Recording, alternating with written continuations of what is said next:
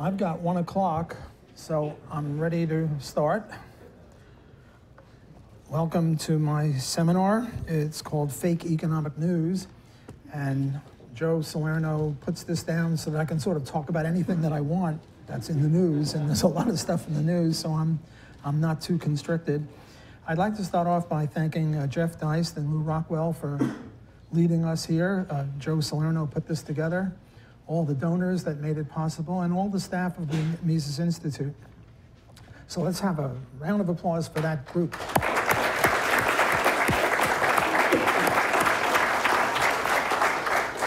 The topic that I've chosen is free trade and tariffs because our man Donald, he's our only president, and he's a protectionist, so he's pushing for tariffs, so I thought I would talk about that.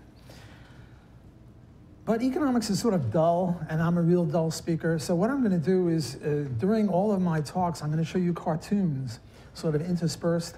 Where did I get these cartoons? I got these cartoons from a book that came out in the late 1980s when NAFTA was being organized or negotiated. And you'll remember that NAFTA started out not with Mexico, US, and Canada, but just Canada and US, and later on Mexico was added.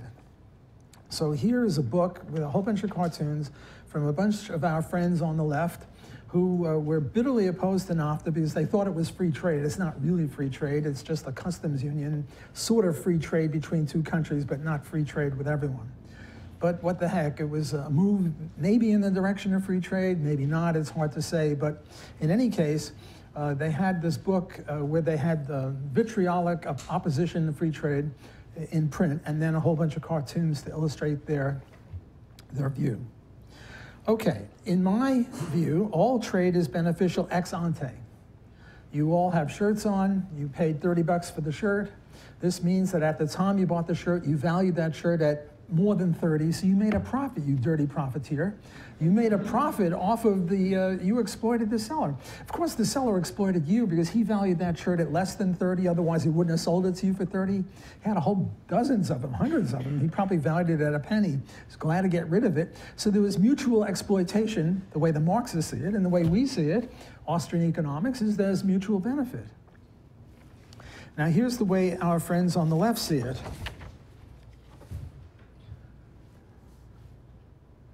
Notice the Canadian kid is very small, the American kid is very big, and the Canadian kid said, I got 2 marbles, let's trade, what do you got? Maybe some toy. And the American kid bashes him in the head and takes his marbles. Well, that's the way these people see trade. Can you imagine? I mean, this is perverse, this is weird, this is crazy, and yet that's how they really feel. They feel that trade is exploitative. The big fat guy is going to beat the little guy and exploit him. Not only is free trade beneficial ex ante in the sense of anticipations, but it's also usually beneficial ex post. Very few people regret the shirt they bought. Every once in a while you get a lemon car, you regret it, but usually 99% of all trades you don't regret. Trade saves us from self-sufficiency. Now, self-sufficiency you might think is a good thing, and in psychology it is. Because if you're not self-sufficient in psychology, you're sort of dependent upon other people, you're a wuss, you're a worm, whatever. You should be a macho man, man up and be self-sufficient. Okay, that's psychology. In economics, self-sufficiency means you produce everything you need and you don't trade with anyone. Time for another commercial break. By the way, this is going to be frontal nudism. Lou Rockwell frowns upon this, but I'm going to do it anyway. For those of you who are squeamish, avert your eyes.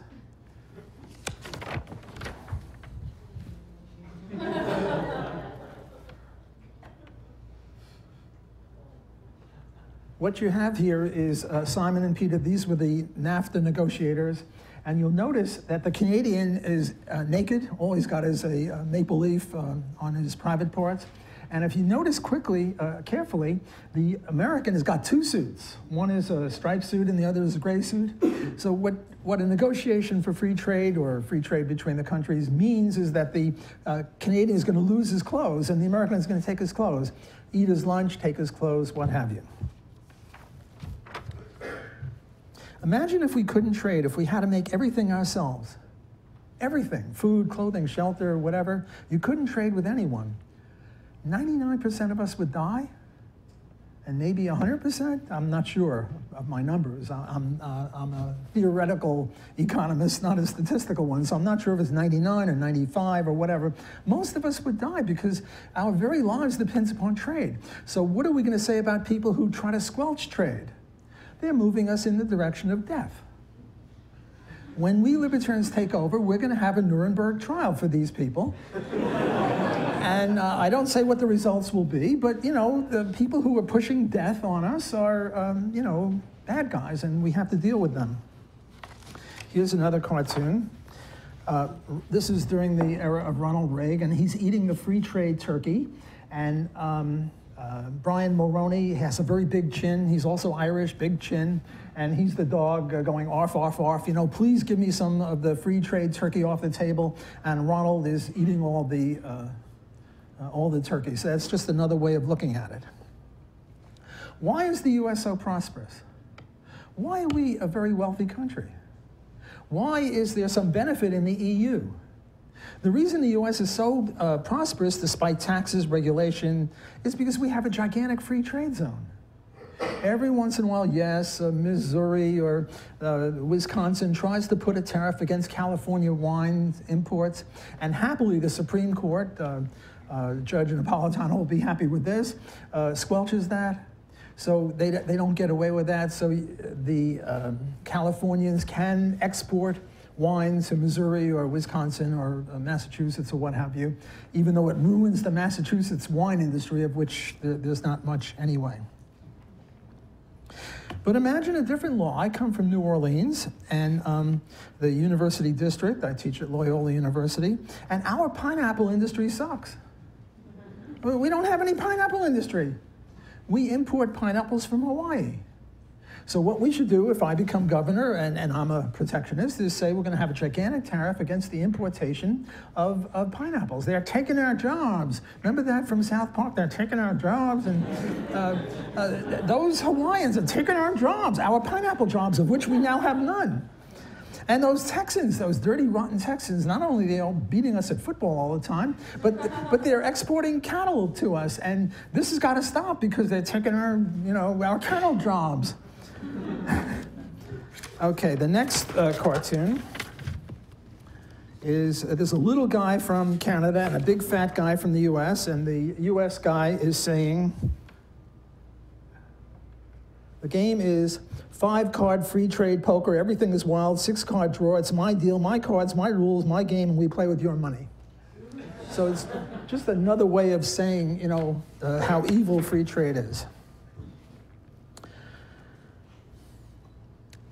Not only is Texas and Hawaii bad, but I'm from New Orleans, and next door to us is a town called Metairie, a suburb, and they're taking our jobs. we gotta stop imports from them because, you know, they're taking our jobs. So we shouldn't trade with Metairie either.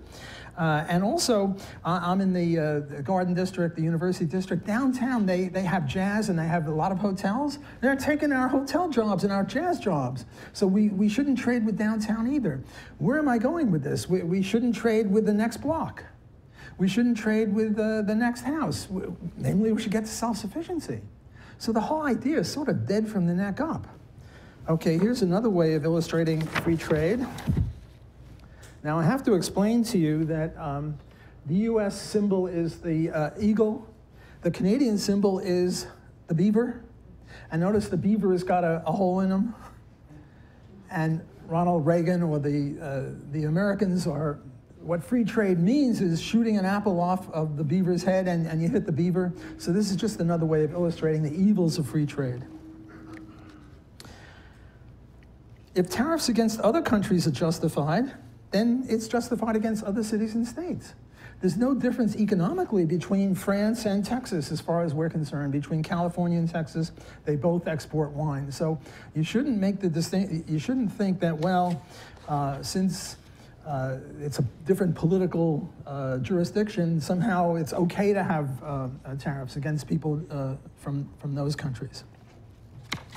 Okay, now here is an argument in favor of tariffs. It's one of the most powerful arguments in favor of tariffs, and I'd like to offer it to you and then try to refute it. The argument is from national security. If we don't protect the steel industry, and China is going to make low-cost steel, they're going to export steel to us at a very low cost without tariffs, protective tariffs, and we're not going to have a steel industry. And then if we get in a war with China, guess what they're going to do? They're going to stop exporting steel to us, and they're going to win the war. There are problems with this. First of all, if we ever get in war with China nowadays, that war will be over in 5 minutes, 10 minutes tops. So we're not going to need any steel because, the war is going to be over. However, we libertarians, we Austrian economists want to make the case for freedom not only in any one epoch, but in any other epoch. So let's suppose that we go back to, 50 or 100 years when the wars were not over between major powers. Nowadays, you do have wars. I mean, we're in Afghanistan. Luke tells me not to say we're in Afghanistan. The U.S. military is in Afghanistan almost 20 years now. So you can't say the war is going to be over in 5 minutes. On the other hand, the only reason we have wars with smaller countries or the results of those wars, they just go on because the U.S. doesn't seem to want to win. But the point is that Afghanistan is not likely to corner the steel market. So we don't have to worry about, the Afghanis will cut off steel and then, we'll lose the war to the Afghanis. The whole thing is really silly. Okay, here's another cartoon. This is the free trade horse. We're all familiar with Greek mythology. You bring in this, what kind of horse is that? Trojan horse. And, somehow all the soldiers will get out of there and they'll overrun you. So the way they see free trade is a sneaky way to conquer the country. I mean, isn't that detestable? That adult people would think that free trade is like bonking the little kid and taking his marbles. It's just preposterous. I had a full head of hair before I saw this, and look at me now. It's just horrible. Okay, one argument against this is the reductio ad absurdum. It can apply to anything. So we shouldn't.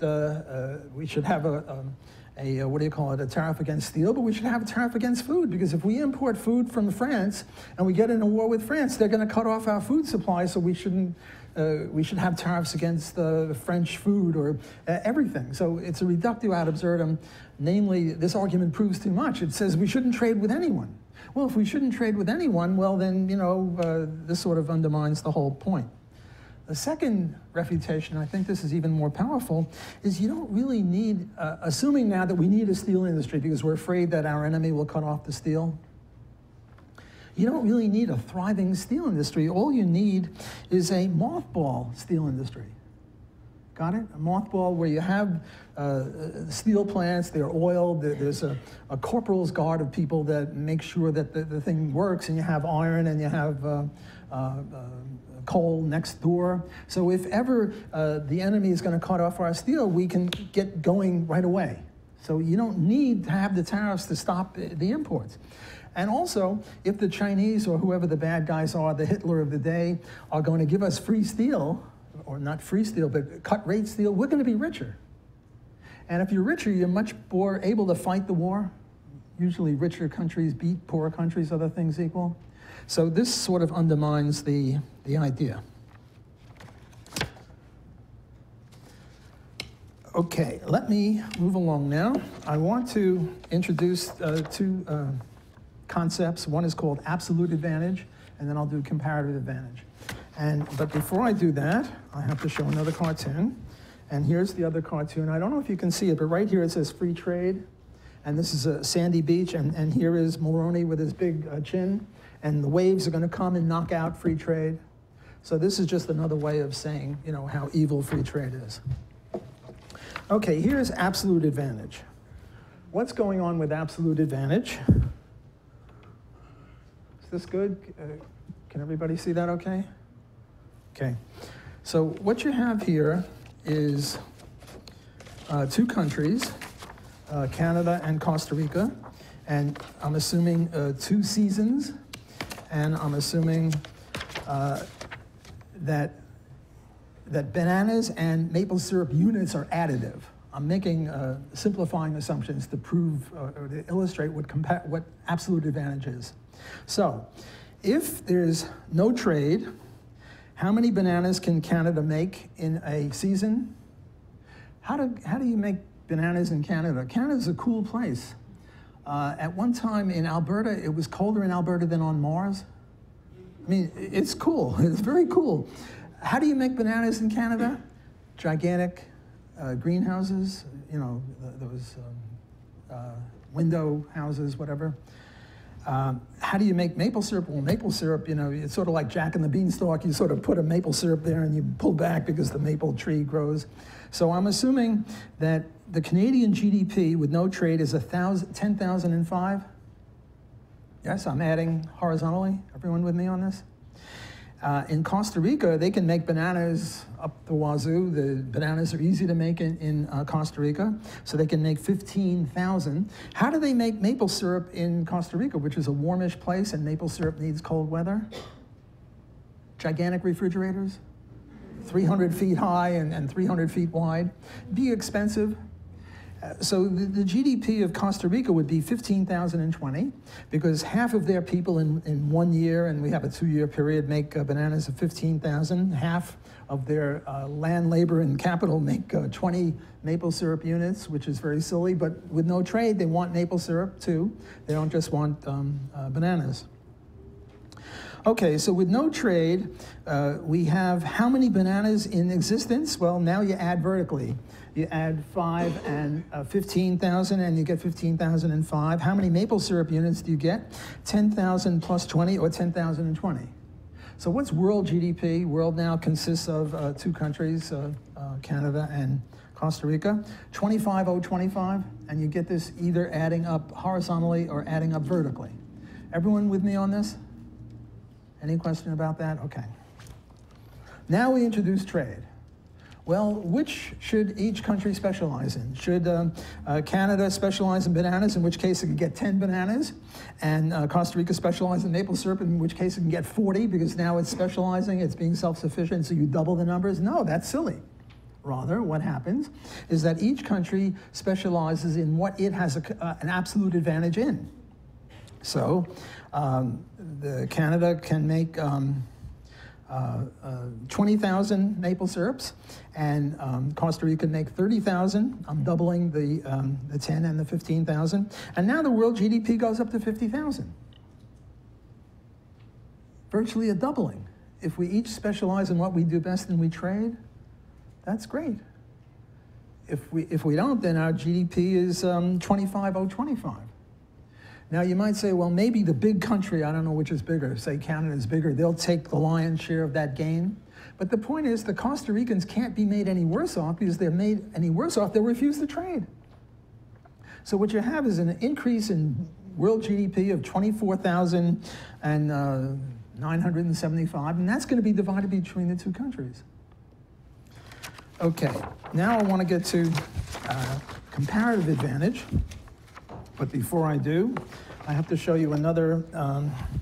Now, this is also a pornographic film here. So avert your eyes if you are a wussy and a sissy-ish person. Here is Brian Mulroney, and notice that he's got his hands down around his knees, and you see where his mouth is, at what height his mouth is, and you see that his lips are puckered, and you know who he's kissing, which part of the anatomy of the U.S. he's kissing. Isn't that disgusting? I hate to do pornographic stuff, but I have to. So this is another way of depicting the domination of the United States over Canada. If we Canadians dare trade with the U.S., we'll just lose our shirts, we'll lose our pants, we'll have to kiss, we'll get shot in the stomach with a bullet and all that. Okay, the next one is comparative advantage. This is the doctrine of comparative advantage. And what's the doctrine of comparative advantage all about? Well, now again, we have 2 countries and 2 products, but instead of Canada and Costa Rica, I've got Canada and Japan. So, assuming no trade, that's the first 2 rows, no trade. How many wheat units can Canada make? 35. How many TVs can it make? 3. Therefore, it has a 38 GNP or GDP. Notice that the Japanese are better than the Canadians in everything. The Japanese are super duper people. And what I'm trying to do, refute the idea, okay, it's okay for Canada and Costa Rica to trade. Each one is better than one thing. The other country is better than the other thing. They trade. Even the die-hard protectionists they really can't get their hatred up for that. Even Donald Trump wouldn't go there. But then the argument goes, well, suppose that the other people are twice as good as us, or that the Mexicans, maybe not twice as good as us productivity-wise, but they work for much lower wage, so they'll eat our lunch, they'll take our clothes, whatever. So I'm trying to refute that one. Okay, so the Japanese, they can make 70 wheat units, namely they're twice as good as the Canadians in wheat, but they can make 100 TVs, so they're 33 times better at making TVs, and their GDP is 170. Everyone with me on the numbers? Okay. So now we have no trade, and how many wheat units do we have in existence? 105. I'm adding vertically. How many TV units do we have? I'm adding vertically again, 103. And you can add either vertically or horizontally, and you get world GDP of 208. It's just an illustrative example that puts numbers on the issue. So maybe some people will see it this way, other people see it with equations, so I'm trying to do it in different ways. Okay, now we have trade. Well, which countries specialize in which? Well, the Japanese are 33 times better than us Canadians. We're Canadians now. They're really stupendous. So they make the TVs, and we are fully half as good as those super duper Japanese, and we specialize in wheat. So how much wheat can we get? Well, we double our wheat, and we double their TVs, and now you get 270. So the GDP of the world, consisting of two countries, goes up again, maybe not double, but it goes up appreciably. And now we can share the difference between 208 and 270, which is 62 extra units of TV wheat units. I'm assuming they're additive for simplicity. Okay, another cartoon before I get into the next bit of statistics. And here is Brian Mulroney, and he's up in the air, and notice he's got parachutes, but the parachutes aren't working. There's nothing attached. So another way of depicting free trade is you've been just dropped out of an airplane, and you're hoping for a parachute, and there's no parachute, and you're going to die. Just another way of illustrating this. Okay, the last one is another numerical example where we have a lawyer and a typist, and we assume that for every day that the lawyer works, he has to type a day in order to, fulfill his obligations. So, if the lawyer doesn't trade, and he's got 2 days, how much money does he get? Well, in 1 day of lawyering, he makes $1,000, and in the day of typing, he makes $150, and therefore he makes $1,150 in 2 days. Now, suppose he trades. Well, if he trades, he can work 2 days as a lawyer and makes $2,000, but he has to pay the typist, who is as good as him at typing, or he's as good as her, or whatever, and he has to pay her $300, namely twice $150 a day. And now he makes $2,000 minus $300, or he makes $1,700 in 2 days, and $1,700 is better than $1,150. So again, trade pays, otherwise people wouldn't engage in it.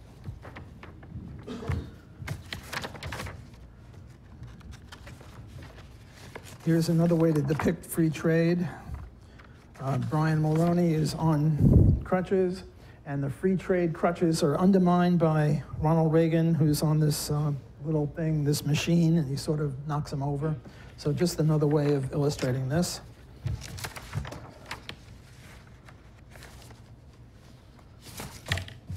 And I've got one or two others.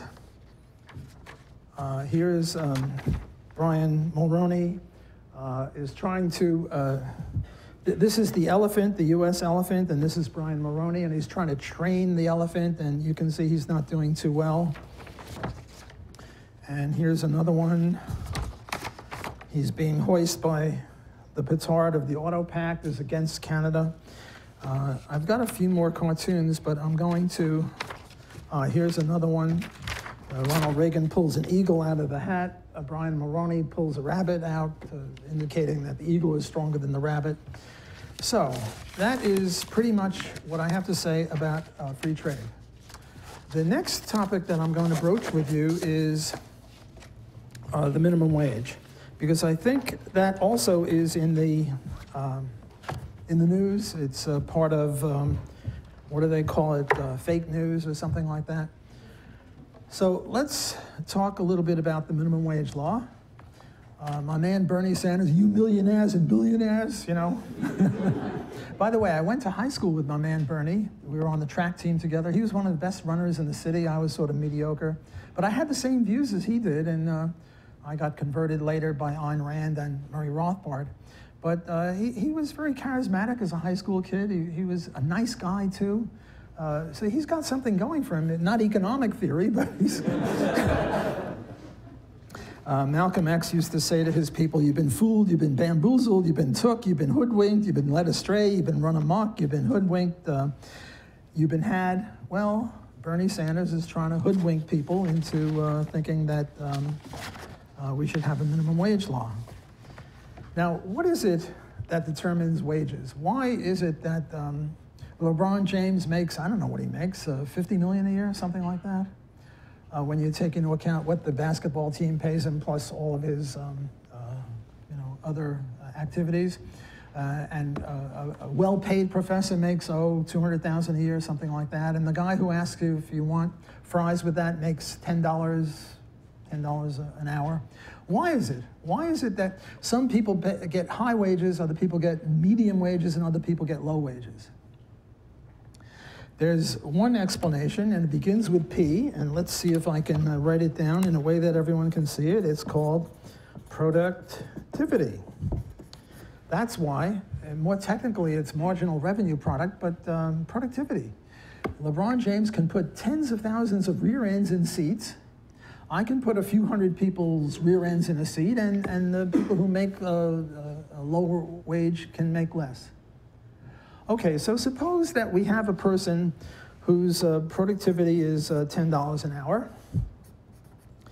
And let's suppose that his, this is his productivity. And let's suppose that his wage is, $1 an hour. Is this a stable situation? Is this an equilibrium situation?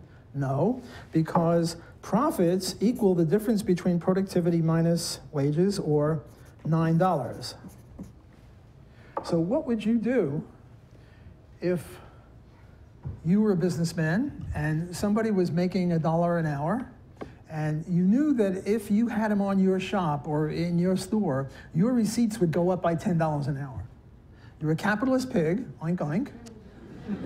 You have a cash register for a heart and dollar signs on your eyes. What are you going to do? Offer $2? No, you're no capitalist pig. You're a wuss. You're too generous. $1.01.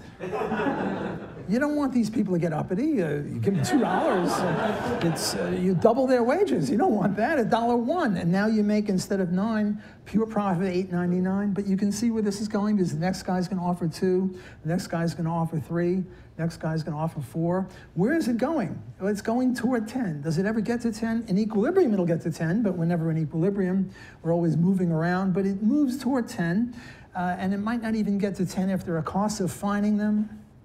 This is why the growers in California go down to Mexico with buses and trucks and bring people back up and pay them, $2 an hour, because $2 an hour is more than the 10 cents an hour that they're getting down there. So this is a wage push up toward their productivity level, which is higher. And then you get Cesar Chavez, the Mexican union person, who is going to say, oh, well, you're not giving them hot and cold water, you're not doing this, so let's keep them out. The Mexicans are saying, what, you're going to pay us $2 or $3 an hour and we're making 10 cents an hour? You're our man. We're happy to come. But the Chavez-type unionist doesn't want the competing labor. Suppose I hated left-handed, red-headed people. Just hate them. Anyone left-handed and red-headed here? No, good. I just hate them. What I would do if I had the power is say, They got to make $50,000 an hour. Anyone going to pay them $50,000 an hour? No, so they'll never work. So how is it helping? The minimum wage law is a racist law. It was initiated early in the 1940s in an attempt to keep black people out of the labor market because black people were making lower wages and companies were coming down, the runaway firm leaving Massachusetts coming down south. It's a racist law in the very bad sense. It's an evil law. It doesn't help the so-called beneficiaries of it. Look, we know that demand curves slope in a downward direction. This is sort of a praxeological law. Demand curves slope in a downward direction. There's quantity, there's price, there's the demand curve. So when you raise the wage or you raise the price, whether it's a wage or a price, it doesn't matter. Whoops. Wage equals price. How are we doing here?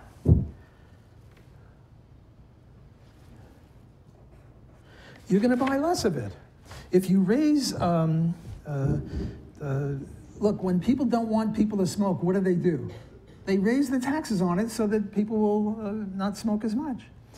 Even Bernie Sanders would do that. If he wanted people to smoke less, he would raise the price. You want fewer plastic bags to be used, and in California and other places, they're now eliminating straws and plastic bags and stuff. One way is to eliminate it, pass a law. The other way is to raise the price of it, and people will use less of it. You want fewer abortions, raise the price through additional requirements of licenses for doctors, hospital associations. This is sort of endemic all throughout the society. If Bernie Sanders wants people to have more fruits and vegetables, what is he going to do? Is he going to raise the price? No, he's going to lower the price. And when you lower the price, you get more quantity used. This is sort of basic and elementary. Nobody can really dispute that. So wages are determined by productivity. You know, we have other theories as to why wages are determined. One of them is, well, it's employer generosity. The reason that LeBron James makes a lot of money is that the Cleveland Cavaliers or the LA team now that he's going to, it's just more generous. This is intellectually obscene. That's not why he gets more money. The reason he gets more money is his productivity.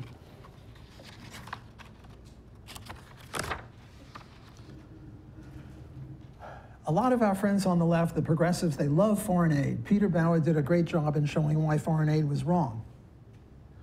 But do you ever hear a lefty say, let's stop this foreign aid. Let's just tell the Bangladesh and the poorer countries, just raise your minimum wage. They never do that. They're logically inconsistent. I mean, if they really believe this minimum wage crap, they would, instead of telling countries we're going to give you money, they would just say, hey, we got a great idea for you. Just raise it. Then you get the problem of, why is it, why just 15? Why be so cheapskatey? Why not make it 150 an hour or 1,500 an hour? I mean, if through the legislative pen, you know, Barack Obama said he has a telephone and a pen, and through a pen, he could just raise everyone's wage. You know, in Zimbabwe, the wages are higher. I don't like to brag, but I have $1 trillion bill from Zimbabwe, and you know their salaries are probably $200,000 a minute or something like that. But they should be higher, and if they're higher, then no one works. Okay, so I went through this case where I talked about this person with $10 productivity. The productivity was 10. And now the wage is going to be 15. And now the profit is going to be -5. So if a person's productivity is $10 an hour and you tell them that you got to pay him 15, you're going to lose money. You might hire one or two because you're a good egg. But if you hire a lot of people like this, you're going to go broke. So the whole thing is going to fall apart. This is not going to help. Who benefits from the minimum wage? You know, sometimes, right now I've been talking about the effects of it, but why do we have it in the first place? Who benefits from the minimum wage? Well, what is the effects of the minimum wage? The effects of the minimum wage is to unemploy people with low productivity. Remember I said if there were left-handed redheads that I hate, I would raise the minimum wage for them, I would unemploy them. Well, if you have a $15 or even a $7 an hour minimum wage, who gets hurt? The people that get hurt from a $7 minimum wage are the people whose productivity is $5 or $4 or $3. Who are the people like that? Well, young people have lower skills. This is why black people have lower skills for various historical and other reasons. The unemployment rate of black teens is quadruple the unemployment rate of white male in their 50s. Quadruple. Whereas before the advent of the minimum wage, there was no difference in unemployment. There was virtually no unemployment. I mean, there are other sources of unemployment beside the minimum wage. There is the business cycle, there are other sources. But before the advent of the minimum wage, there was no difference between the various cohorts.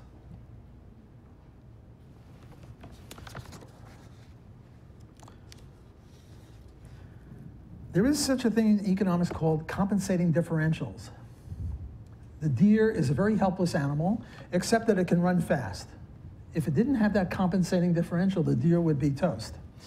The skunk, well, we don't have to go into its compensating differential. The porcupine, by the way, how do porcupines make love? Very carefully. The porcupine has a compensating differential. You know, the spears or the spines or whatever it is, the needles that come out of it. If it didn't have that, it would be a helpless animal. Unskilled workers also have a compensating differential. What's their compensating differential? Their compensating differential is the ability to work for a low wage. There was this Horatio Alger story, and nobody would hire him, so he went to the employer and he said, hey, look, let me work for you. I'll work for you for free for one day. And if you like me, you can hire me. What would happen to a person now, you people, your employers, I come to you and I say, hey, I'll work for you for free, just give me a chance. What would happen to you if you gave me a chance and paid me zero? Go to jail. You get arrested. I would too, because I'm disobeying the law, but I'm being exploited. You know, I'm the worker, so it would never happen. My favorite politician, Nancy Pelosi.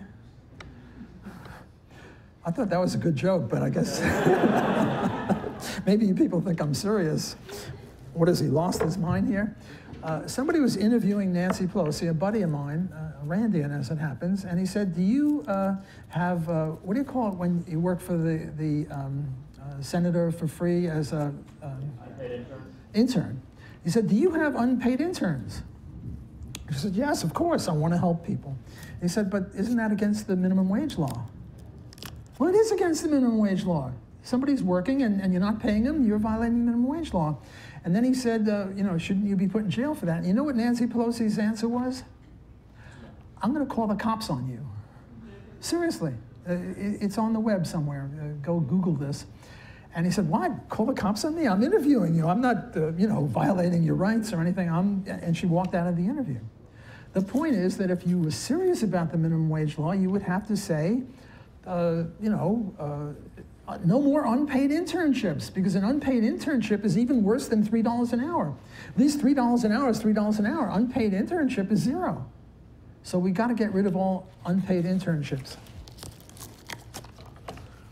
Okay, now I've got a sort of a trick for you.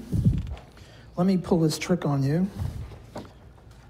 Here is supply and demand. Here's the quantity. There's the price or the wage.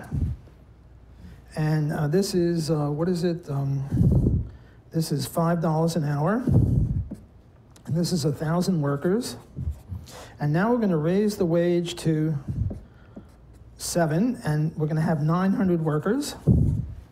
Everyone got it? We originally would, everyone was paid $5 an hour. And we raised the minimum wage to 7, and demand curve slope leftward or downward sloping, so at the higher wage, we're going to hire fewer people. And I'm going to get to the monopsony argument against this in a minute.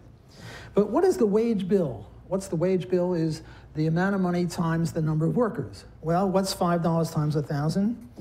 5,000. What's $7 worth times 900? 6,300. So the minimum wage law sort of looks good. It's true that 1,000 people, rather 100 people will be unemployed. Everyone following this? But together, all the workers will get more money. Now we're going to assume something contrary to fact conditional. We're going to assume that the workers are all brothers and they're all buddies. And what they say to each other is, look, it's unfair that 1,000 of us are unemployed. So every 10 weeks, one of us, 100 of us are going to be unemployed, but we're going to share all the money with all the other people. You got it? So everyone gets paid out of the 6,300, right? And what do they get? What do they get? Where are my math whizzes here? 630 is right. Namely, you divide 6,300 by 1,000, and you get 630. Now, I did it wrong. Is my handwriting too horrible? Is everyone following what I'm doing?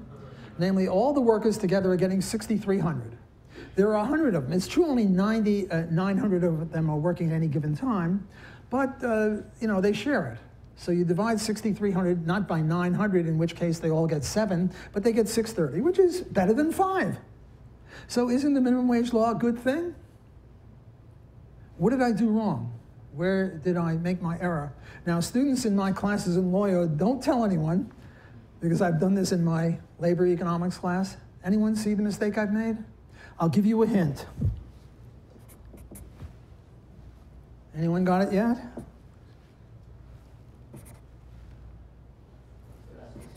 Elasticity. The elasticity is all messed up. This is what do you call it? Inelastic demand curve. Namely, as wages go up, the total revenue is getting higher. Let me give you an example. At one time, the minimum wage law in around 1937, 1938, I'm not sure exactly, I don't have my notes on that, was 40 cents an hour. They raised it to 70 cents an hour. This was the highest percentage raise of the minimum wage law ever. During that time, if you went into an elevator, there was a guy standing there. He wasn't a pervert. He was the elevator operator. I mean, you young people don't know what a typewriter is. You don't know what a telephone box is. You don't know what a manually operated elevator is. There was a manually operated elevator. And you go in, you remember, okay? People of a certain age, vintage, can remember this. You go in and you say, I want the 15th floor. And the guy goes like this and like that. And then he gets, the elevator is just a little bit off because in those days, and he said, wait, I can do it a little bit better. And then he says, step up or step down because you can't do much better than that. How many elevator operators got fired the next day after they raised them from 40 to 70? None. They can't fire any manually operated elevators until they get automatic elevators. See, they had the technology for automatic elevators at the time. It's just that at 40 cents, the manually operated elevators were able to outcompete the automatic ones. But at 70 cents, no more. But look, if you have a department store or a high-rise apartment house or hotel or something like that, and you have 12 elevators, and they're all manually operated, and you fire one and now you have only 11, you know what's going to happen? All of your clients are going to come and say, hey, look, we're paying rent based on 12 elevators, and now they're only 11 or 10. We want a reduction in rent. So you've got to keep those elevators going. So what happened is that over the next few years, one by one, in dribs and drabs, all the elevators were converted to automatic.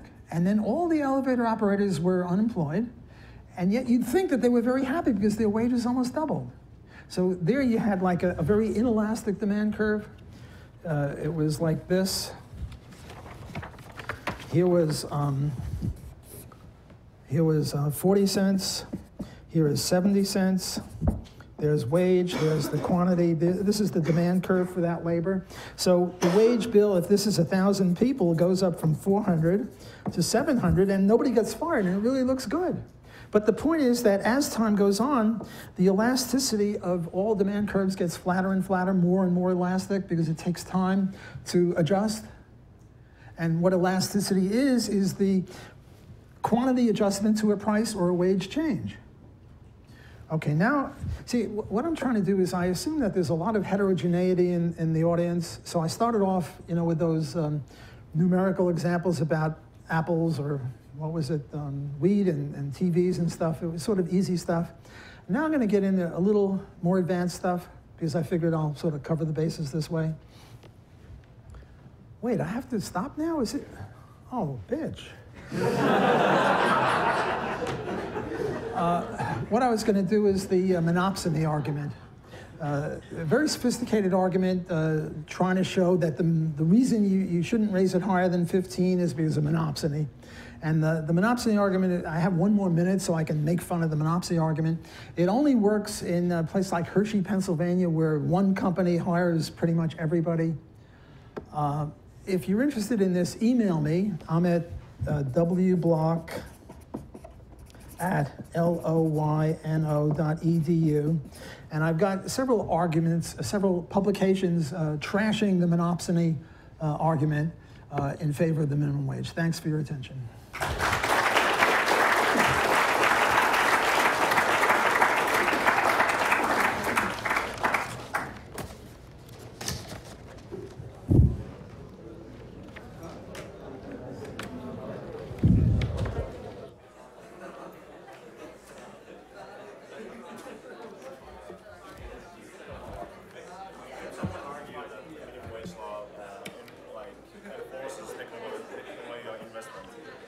It does promote it artificially. In other words, we want optimal technological development. We don't want more than optimal nor less. And the minimum wage law, it creates excessive technology, sort of like the moonshot was too soon. You don't want more technology. You don't want to maximize technology. You want to optimize it. And the minimum wage law doesn't optimize it. It increases artificially.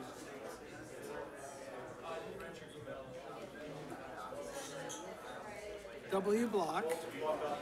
No, not